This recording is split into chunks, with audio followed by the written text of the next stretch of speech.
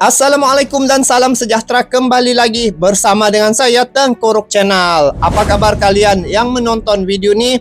Walau di mana juga kalian berada, saya mengharapkan dan mendoakan agar kalian semua berada di dalam keadaan yang sehat dan sentiasalah dirahmati serta diridhoi oleh Allah SWT. Oke guys, untuk kali ini saya tertarik untuk mendengar bagaimana pemilihan umum Presiden Indonesia yang bakal berlangsung pada 14 Februari 2024. Jadi sebenarnya di Indonesia nih dia ada perbezaan ya cara pemilihan presiden ataupun kepala negaranya, yang mana rakyat sendiri terus bisa untuk buat pemilihan ataupun pilihan mereka siapa mereka suka untuk memimpin negara mereka ya. Kalau di Malaysia nih dia melalui pilihan raya, lepas tu ada ketua-ketua parti, lepas tu ketua-ketua parti itulah yang akan melantik ya melalui perbincangan ketua-ketua parti, lepas tu akan dilantiklah seperti Perdana Menteri di Parlimen. Jadi walaupun rakyat macam kami ni inginkan seorang itu menjadi Perdana Menteri, tetapi kalau ketua parti yang membuat pilihannya, maka itulah. Jadi pilihan rakyat itu tidak terus sampai begitu, tetapi di Indonesia rakyatnya sendiri yang akan membuat pilihan ya untuk siapa yang mereka suka untuk memimpin negara Indonesia. Jadi kalau saya tengok sistem pemilihan di Indonesia ni memang berbeza lah, dan saya rasa itu lagi direct daripada hati rakyat untuk siapa yang mereka calonkan yang layak untuk memimpin negara Indonesia. Jadi kalau melihat daripada calon-calon ya yang saya tengok seperti Pak Ganjar, lepas tu Prabowo Subianto dan juga Pak Anies, ada 3 calon presiden yang bakal akan bertanding pada 14 Februari 2024. Jadi ini satu suasana yang menarik ya, sebab akan menggantikan Pak Jokowi selepas ini. Jadi kalau melihat sejarah Pak Jokowi ini menjabat sebagai kepala negara, sebagai Presiden Indonesia, banyak perkembangan dan juga pencapaian Indonesia itu sehinggalah ke hari ini ya. Ke saat ini memang Indonesia begitu tinggi nilainya di mata dunia era Pak Jokowi ini. Jadi semoga selepas ini siapa yang menjadi Presiden Indonesia akan lebih baik lagi, akan lebih baik lagi lah dia punya reputasi daripada sebelum ini ya. So saya sebenarnya mau mengetahui bagaimana suasana politik ataupun pilihan raya yang ada di Indonesia. Jadi di sini temu bual bersama Mahfud MD ya, calon wakil naib Presiden Indonesia. Jadi di sini saya mau mendengar bagaimana suasana politik, siapakah pilihan-pilihan rakyat ataupun golongan muda ataupun rakyat Indonesia itu yang bakal akan memimpin, siapa yang mereka dan apa suasana politik di Indonesia. Jadi di sini mungkin ada sedikit gambaran yang mana temu bual bersama dengan Encik Syaril ya dari channel Keluar Sekejap. Ini satu wawancara ataupun temu bual yang begitu eksklusif kerana Pak Mahfud datang ke Malaysia dan di situ ada kesempatan untuk ditemu bual. Jadi seperti apakah pernyataan ini naib Presiden Indonesia iaitu Pak Mahfud untuk Indonesia dan bakal akan bertanding pada pilihan raya ya 14 Februari 2024. Ini adalah pemilihan umum Presiden Indonesia yang bakal akan mengelola Indonesia selepas ini. Jadi langsung kita saksikan bagaimana pernyataannya. Jom.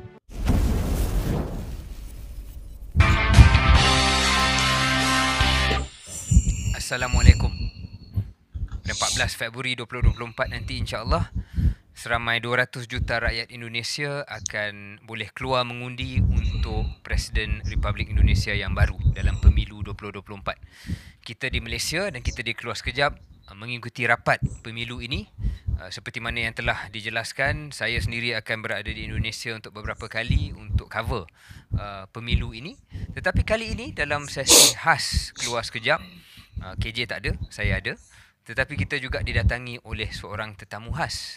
Tetamu khas yang datang dari Indonesia, datang ke Malaysia, tak lain tak bukan Profesor Dr. Muhammad Mahfud Mahmudin ataupun Oh, Pak profesor Mahfud, ni. calon wakil presiden.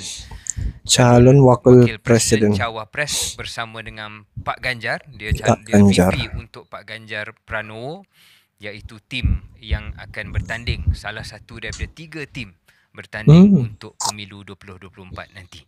Apa khabar Pak Mahfud? Baik, Sahrir. Sekarang ni kita berjumpa ni di Kuala Lumpur, di Ya, Malaysia. ya. Saya keluar sekejap dari Indonesia untuk hadir ke KS. Keluar sekejap. Di Malaysia, Di pun Malaysia. disebut KS. KS, terima kasih. Saya keluar sekejap dari Indonesia, Dari untuk Indonesia. ketemu Anda di acara ini. Terima kasih Pak Mahfud. Pak Mahfud, Keluar sekejap. mungkin boleh mulakan dengan menceritakan apa tujuan Pak Mahfud ada di KL, datang ke Malaysia ini.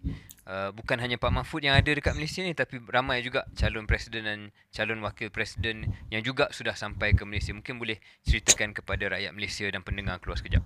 Tujuannya saya kira menyambung ikatan batin ya, untuk membangun saling pengertian, karena pada umumnya masyarakat Malaysia dengan Indonesia kan sebenarnya punya latar belakang budaya yang sama. Lalu untuk sebagian Indonesia itu kan rumpun Melayu ya, sebagian Indonesia yang bagian Sebagian. Sumatera.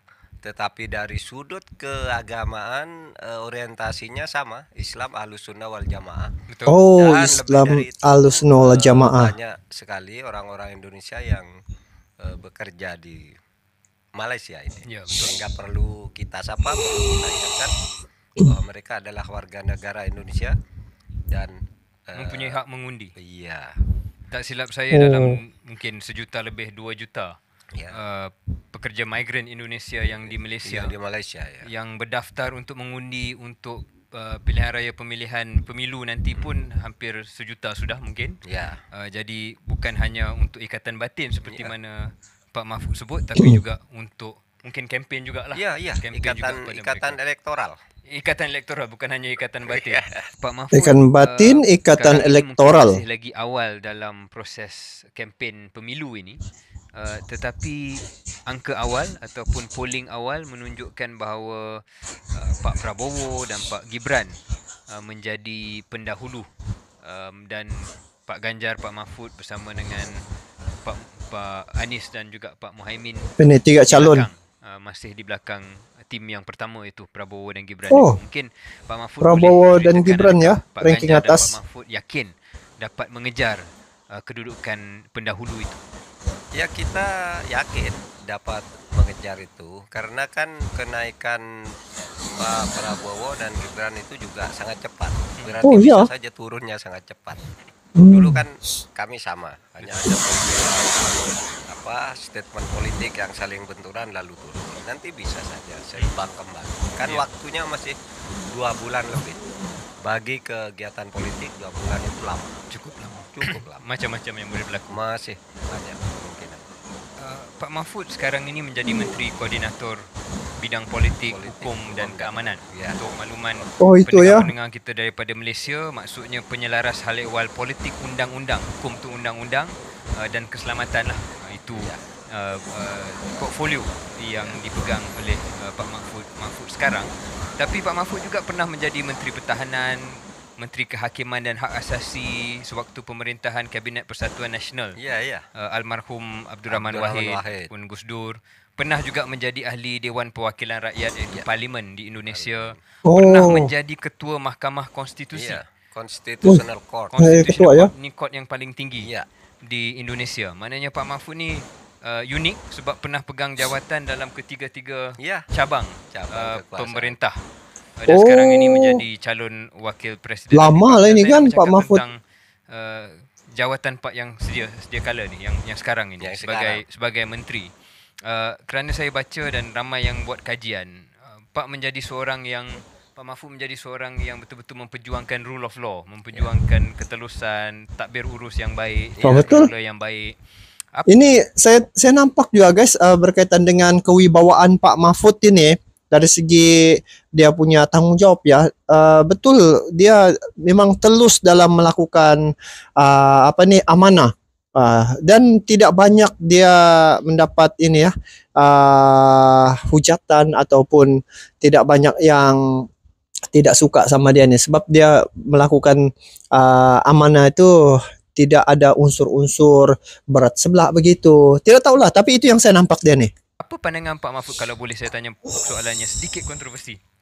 Apabila Mahkamah Konstitusi yang pernah Pak Mahfud ketuai sendiri memutuskan bahawa batasan usia minimal 40 tahun yang sebenarnya sepatutnya tidak membolehkan sesiapa yang berumur bawah 40 tahun untuk menjadi calon presiden ataupun wakil presiden, peraturan itu dilonggarkan. Baru-baru ini membolehkan Gibran menjadi calon wakil ya kan presiden. Gibran. Adakah itu perkara yang menyenangkan Pak ataupun ada sedikit kekhawatiran di situ? Kalau untuk Gibran sendiri yang calon, menurut saya silahkan, karena vonis Mahkamah Konstitusi itu mengikat. Tapi proses pembuatan vonisnya itu sendiri membuat saya kecewa, bukan karena saya rival dari Prabowo dan Gibran, tapi karena saya mantan ketua Mahkamah Konstitusi yang dulu ikut membangun kewibawaan Mahkamah Konstitusi itu sampai di era saya memimpin Mahkamah Konstitusi Indonesia termasuk the best 10 constitutional court in the world. Itu hasil temuan dari Harvard Handbook ketika memberi skor kinerja Mahkamah Konstitusi di Indonesia. Sekarang di zamannya ya sudah tidak ada, runtuh karena kurang profesional atau tidak profesional proses itu sendiri untuk mencapai keputusan. Ya. Tapi perkara itu sudah berlaku. Adakah Pak Mahfud melihat bahawa rakyat Indonesia melihat keputusan itu sebagai satu masalah yang sepatutnya tidak berlaku? Bukan Pak Mahfud yang melihat itu satu masalah. Rakyat Indonesia dan putusan Majelis Kehormatan Hakim yang dipimpin oleh Pak Jimli Asidiki, mantan Ketua Mahkamah Konstitusi, menyatakan bahwa putusan itu sangat tidak profesional, begitu ya guys, tempuh melalui yang berlaku etika yang sangat berat, sehingga Ketua MK-nya lalu diberhentikan daripada jabatan. Dikasih berhenti. Terus kepada mungkin perbincangan topik yang lain, Pak Mahfud kata datang ke sini untuk ikatan batin dan juga ikatan elektoral. Mungkin kita cakap tentang realiti bahawa ramai pekerja migran Indonesia di Malaysia ni. Ya. Dikatakan ditakdirkan Pak Mahfud berjaya bersama dengan Pak Ganjar. Apakah yang Pak Mahfud ingin usahakan bersama dengan pemerintah ataupun kerajaan di Malaysia untuk memperbaiki hubungan, terutamanya berkenaan dengan pekerja migran dan juga berkenaan dengan mungkin sempadan keterbatasan antara kedua-dua negara? Iya, jadi begini, untuk para pekerja ini kita nanti akan lakukan di dalam negeri tentu. Pertama kita akan membuat lapangan-lapangan kerja bagi mereka agar mereka mau pulang. Tetapi bagi mereka yang tetap ingin bekerja di sini, kita akan menjalin kerjasama yang lebih resmi dengan Malaysia agar Malaysia tidak dirugikan, pun para pekerja migran pun juga mendapat perlakuan yang sama di depan hukum. Nah, untuk mencapai ini menurut saya tidak sulit karena saling pengertian antara pemerintah Indonesia dan pemerintah Malaysia sampai sekarang ini berjalan dengan penuh kebaikan, bisa diatur kembali. Di Indonesia sendiri, antara orang Indonesia dengan Indonesia kan muncul juga perbedaan. Malaysia di dalam internal Malaysia muncul, lalu inter Indonesia Malaysia juga muncul. Itu biasa, tapi secara umum gambaran hubungan antara Indonesia dan Malaysia ini berjalan dengan sangat baik. Anwar Ibrahim sekarang ini sangat dekat dengan Presiden. Ya itu guys. Begitu juga sahabat sejatinya itu Pak Jokowi, selalu berjalan dalam hubungan yang baik. Itu mungkin yang positif Pak Mahfud, tapi Pak Mahfud juga tak boleh nafikan kadang-kadang ada hubungan Malaysia dan Indonesia ni ada ketegangan dan ada perkara-perkara yang tak mesra antara kedua-dua negara, bahasa yang digunakan mungkin bukan di kalangan orang politik tapi juga di kalangan media dan sebagainya. Bagaimana menguruskan perkara itu? Ya, peluang ini kita dengar menyatakan kesamaan sikap dalam isu-isu internasional yang terkait dengan dunia Islam, saya kira peluang yang sangat besar karena kita sama-sama negara Muslim, dan Oke. orientasi muslimnya itu sama ke Ahlus Sunnah wal Jamaah yang lebih Oh, dekat betul. ke Imam Syafi'i. Kan kalau Ahlus Sunnah wal di Jamaah. klaster gitu dunia muslim tuh ada apa namanya, kawasan Eropa cara berislamnya beda, kawasan Afrika beda, Arab Afrika beda, kawasan Asia Tenggara Indonesia, Malaysia, Brunei itu cara berislamnya tuh satu nafas. Ahlus Sunnah wal Jamaah yang Itu dekat kekuatan dengan kita, guys. Syafi'i. Ahlus Sunnah wal Jadi menurut Jamaah. saya kerjasamanya lebih mudah dan lebih moderat di dalam percaturan dunia internasional. Itulah yang kita perjuangkan. Misalnya sikap tentang peristiwa Gaza, Palestina, itu kan sama sikap pemerintah Indonesia dengan Malaysia di berbagai Betul. forum. Itu bisa. Kemudian berikutnya bisa kerjasama ekonomi ya, Ekonomi. bisa diperluas lagi karena di Indonesia, di Malaysia sudah lebih dulu mengembangkan ekonomi syariah yang bernegara ya. Di Indonesia juga belum lama sudah mengembangkan namanya bank muamalah yang kemudian nanti akan disambung menjadi ekonomi syariah. Itu bisa digalang dalam bentuk ekonomi umat yang lebih besar. Dan selama ini pembicaraan antara kedua pemerintah tentang itu sudah mulai berjalan. Ada hubungan apa perbincangan kedua negara? Hubungan ekonomi kan. Ya. Saya kira tak boleh lari. Kami di Malaysia ni sangat-sangat teruja melihat apa yang akan berlaku di ibu kota Nusantara. IKN di Kalimantan Timur. Kalimantan. Saya melihat manifesto ataupun apa yang dicakap oleh calon-calon. Nampak mungkin tim calon Pak Anies dan juga Pak Amin kurang bicara dengan positif tentang IKN ini. Tapi mungkin Pak Mahfud boleh jelaskan kalau tim Ganjar dan Mahfud ni adakah masih mempertahankan legasi IKN ini? Kalau bagi saya menjadi keharusan, bagi saya sebagai Mahfud yang pernah menjadi Menko Polhukam karena ikut merencanakan dan merumuskan serta mengamankan undang-undang tentang IKN. Oleh sebab itu IKN bagi kami akan diteruskan sesuai dengan ketentuan undang-undang.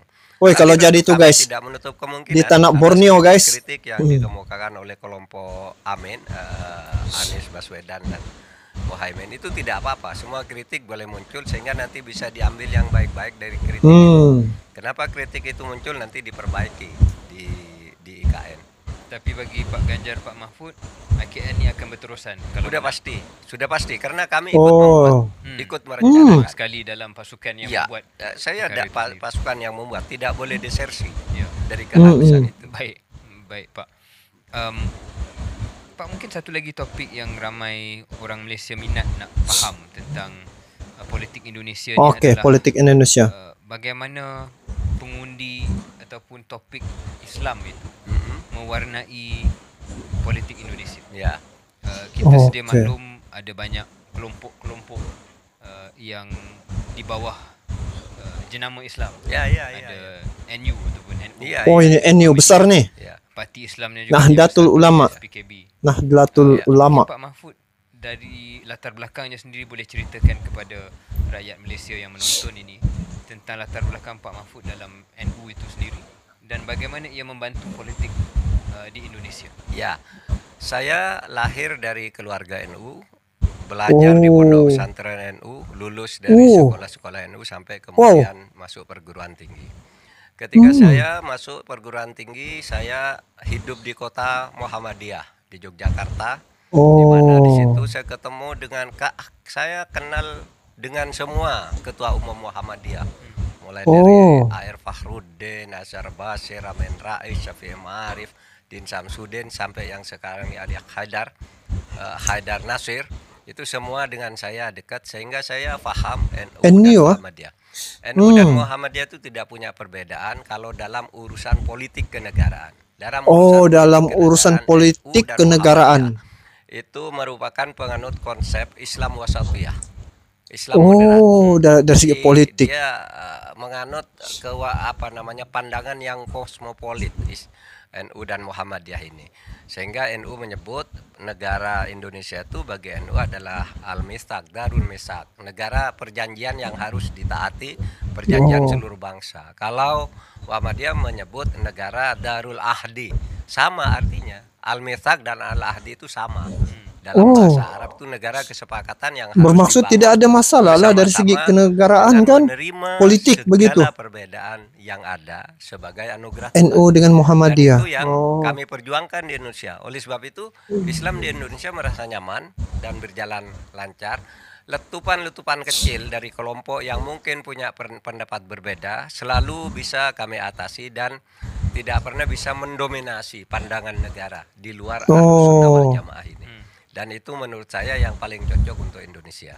Gabungan antara NU dan Muhammadiyah ketika membangun Indonesia.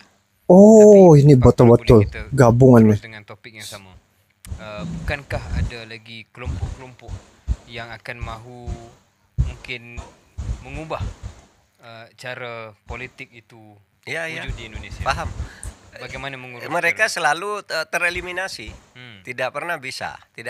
Ada yang melalui cara kekerasan adalah mencoba-coba di tahun 40 sampai 50-an itu Darul Islam, ada Permesta dan macam-macam, selalu bisa dieliminasi, dapat diatasi lah hukum pemilu juga akhirnya kembali ke Darul Mitsaq dan Darul Ahdi, yaitu negara kesatuan Republik Indonesia dengan satu ideologi Pancasila. Nah, ini yang akan kita pertahankan, Pancasila itu. Karena di situ Islam bisa berkembang pesat, tetapi dengan membangun dan menumbuhkan rasa damai di antara sesama manusia.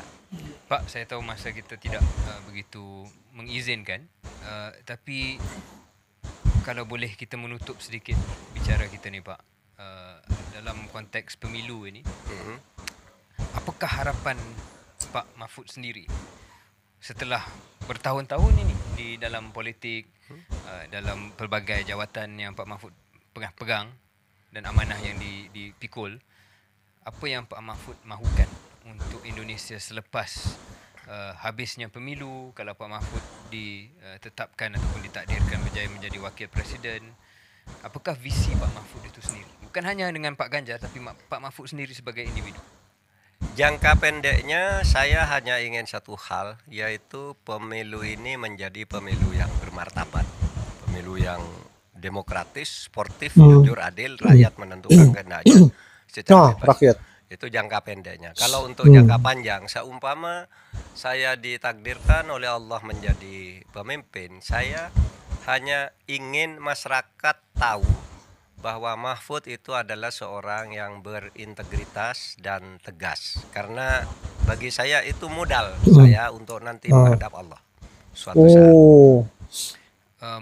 Dari segi hubungan dan tempat Indonesia di persada dunia, sebab Indonesia ni negara yang nombor 4 paling ramai penduduk, negara Islam yang paling besar, dalam keadaan politik dunia yang serba berubah ini, mungkin Indonesia juga diharapkan ataupun dijangka akan menjadi satu kuasa besar dalam masa terdekat ni. Bagaimana Pak Mahfud nak membawa visi ini? Jadi umat Islam Indonesia dan Indonesia akan mengajak Malaysia juga tentunya untuk menjadi juru damai, menjadi penengah di antara berbagai konflik. Karena, betul. Sebelum ini pun boleh nampak. Atau konflik politik yang berkepanjangan itu biasanya tidak akan menguntungkan siapa-siapa. Yang paling memberi keuntungan adalah manakala setiap bangsa, setiap kekuatan mau saling mengerti dan memposisikan diri masing-masing. Sehingga yang diperlukan di situ apa yang dulu dikonsepkan oleh Bung Karno, koeksistensi, sama-sama hidup bersejajar dan bekerja sama dengan saling menghargai. Gitu. Tidak boleh saling mengkooptasi, tapi koeksistensi. Pak Mahfud, soalan yang terakhir, masa sudah suntuk. Ada mungkin 1 juta pengundi-pengundi Indonesia yang duduk di Malaysia, mungkin ada yang akan menonton keluar sekejap episod ni, Pak. Mungkin ada apa-apa pesanan untuk mereka yang menonton episod ini? Ya, pokoknya datanglah ke TPS, berikan suara Anda kepada calon-calon yang sudah ditetapkan oleh negara yang sekarang jumlahnya tidak hanya 1. Silakan pilih mana yang baik. Terima kasih. Ya, Pak Simple. Mahfuz Sarir, makasih Sarir. Terima kasih. Mantap. Jumpa lagi nanti Ayo. insyaAllah. Itu apa nih kata-kata yang dikeluarkan oleh calon wakil ya naib presiden Indonesia, yaitu Mahfud ya. Pak Mahfud. Jadi daripada apa yang dikatakan tadi, saya dapat gambaran bagaimana Indonesia rakyatnya itu memilih pemimpin ya.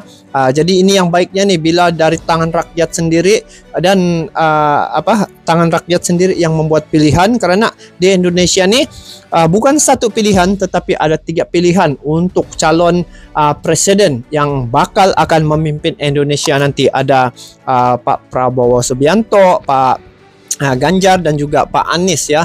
Jadi ketiga-tiga itu itulah calon-calon yang akan bakal memimpin Indonesia selepas ini, selepas Pak Jokowi ini. Nah, jadi yang menariknya di sini, di Indonesia rakyat sendiri berhak berkuasa penuh untuk terus membuat pilihan. Jadi pilihan itu biarlah tepat seperti mana apa yang saya nampak, apa yang saya saksikan sepanjang Pak Jokowi mentadbir Indonesia ya.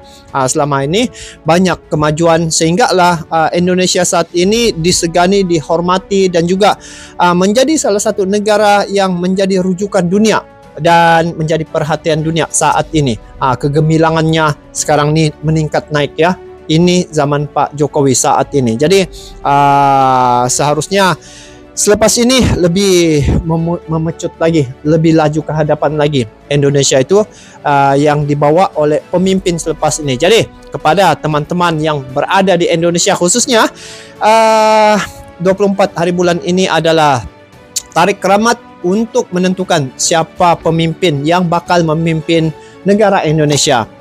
Jadi carilah pemimpin yang betul-betul berwibawa, yang betul-betul dapat memberi kita ataupun memberi rakyat Indonesia itu satu kepuasan ya dalam bernegara ataupun menjadi seorang rakyat Indonesia ataupun warga Indonesia itu, biarlah dapat menikmati hasil daripada kepimpinan yang akan dilakukan oleh bakal-bakal pemimpin nanti. Jadi terpulang kepada teman-teman semua, teman-teman semua juga yang melihat sendiri siapa yang selayaknya menjadi calon ataupun menjadi pemimpin Indonesia selepas ini.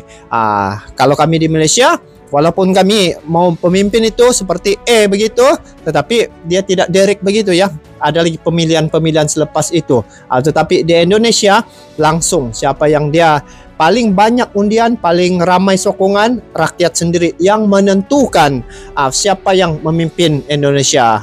Jadi jagalah negara itu, karena Indonesia ini negara yang begitu disegani dan dihormati. Jadi selamat memilih pemimpin pada tanggal 14 Februari 2024 kepada teman-teman semua. Semoga Indonesia kekal aman, damai, makmur dan juga sentiasa menjadi kehormatan pada negara-negara lain ya, sentiasa dihormati dan disegani oleh negara lain selepas ini. Jadi sampai di sini saja kepada kalian yang menonton video ini. Apa pandangan kalian? Sila komen di bawah. Sampai jumpa lagi. Assalamualaikum warahmatullahi wabarakatuh.